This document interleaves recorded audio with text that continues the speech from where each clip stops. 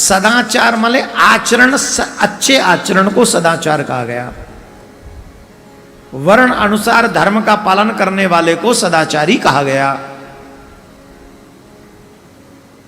आजकल लोग धर्म के बताए हुए मार्ग पर चलने की बजाय स्वेच्छाचारणी है। जो मन करता है हम वही करेंगे, ये धर्म नहीं, ये अधर्म है। मन से बड़ा शत्रु तुम्हारा कोई हो नहीं सकता। मन सिर्फ तुम्हें मारने के लिए तैयार है। मन तो कहता है जिसमें तुम्हें नुकसान और मुझे सुख मिले वही करो। मन की नहीं, धर्म की सुनो।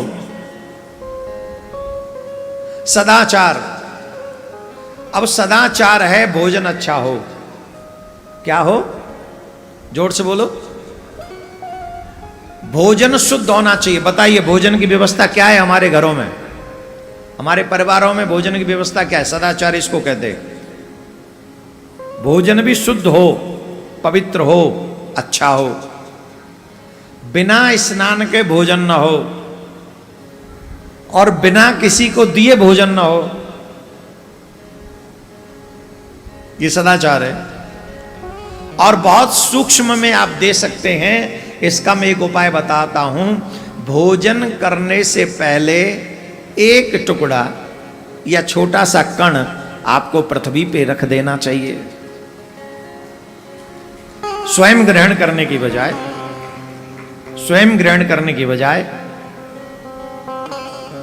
पृथ्वी पे एक छोटा सा कण रख दें, टूक रख दें। और वो किसके लिए है? बोले वही देवताओं के लिए है, वही पितरों के लिए है, वही जीव पतंग कीट जो हैं उनके लिए है। जो भूले बिछटे हैं जिनको हम नहीं दे सकते हैं वो उनके लिए है। आप अनेक अनेक ऋणों से मुक्त हो जाते हैं जब आप भोजन करने से पहले एक भोजन का ग्रास आप पृथ्वी पर रख देते हैं, मात्र एक ग्रास। लेकिन मोस्टली लोग एक ग्रास भी पृथ्वी पर नहीं रखते, सीधा तोड़ा और मुंह में डाल लिया। और अब तो तोड़ते भी नहीं है, वो तो वो आ गए, क्या बोलते, कौन सा पेपर आ गया है, सीधे यूं और वो गोल चक्कर सो बनायो, वही में साग भरे, यूं खात गए और चलते गए, खात गए और चलते गए। ना प्रसाद की व्यवस्था है, भोजन की व्यवस्था है। पहले भगवान को नेत्र बंद करके पुकारें, हे प्रभु आप पहले भोजन करो, पहले आप भोग लगाओ। उसके बाद एक ग्रास लें और पृथ्वी पे रख दें, जैसे जिसका जो भाग है ले लो। और फिर आप अतिथि आ जाए तो अतिथि को भोजन कराओ। कोई अतिथि ना आए तो माताएं तो पहली रोटी गाय के लिए निकालती ही हैं। ये कार्य जरूर करना, अवश्य करना चाहिए। अब हम भोजन को सदाचार के विषय में हम इसलिए कह रहे हैं, भोजन का जो विषय है वो वेदों से जुड़ा हुआ विषय है, शास्त्रों से जुड़ा हुआ विषय है, सनातनी परंपराओं से जुड़ा हुआ विषय है।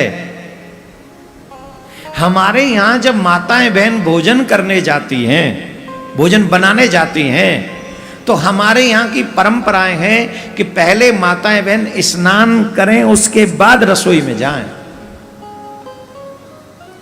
और ये नॉर्मल जीवन जीने वालों के लिए भी ये नियम है कि अभी हम पूजा करने नहीं जा रहे हैं, पाठ करने नहीं जा रहे हैं, कोई व्रत करने, यज्ञ करने, अनुष्ठान करने नहीं जा रहे हैं, सिर्फ जीवन जी भी रहे हैं। तो माताओं के लिए नियम बनाया गया है कि आप पहले स्नान करो, उसके बाद आप रसोई में जाओ। बोलो है कि नहीं हमारे घरों में? जवाब दो, जोर से बोलो, है कि नहीं?